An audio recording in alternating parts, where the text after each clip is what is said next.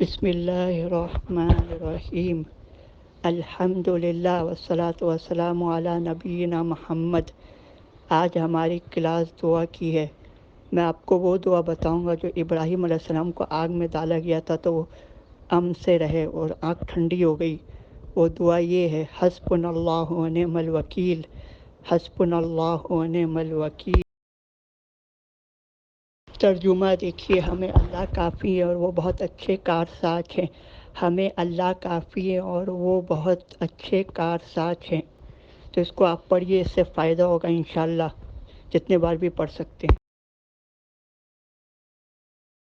اب دوسری دعا دیکھیے: اللہم اجرنی من النار، اللہم اجرنی من النار۔ ترجمہ دیکھیے: اے اللہ مجھے جہنم کی آگ سے بچائیں۔ پھر سے دیکھیے ترجمہ: اے اللہ مجھے جہنم کی آگ سے بچائیں۔ اب تیسری دعا دیکھیے جو یونس علیہ السلام مچھلی کے پیٹ میں پڑے تھے: لا الہ الا انت سبحانک انی کنت من الظالمین، لا الہ الا انت سبحانک انی کنت من الظالمین۔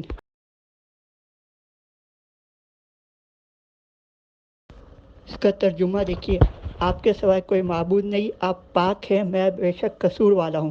پھر سے دیکھیے: آپ کے سوائے کوئی معبود نہیں، آپ پاک ہیں، میں بے شک قصور والا ہوں۔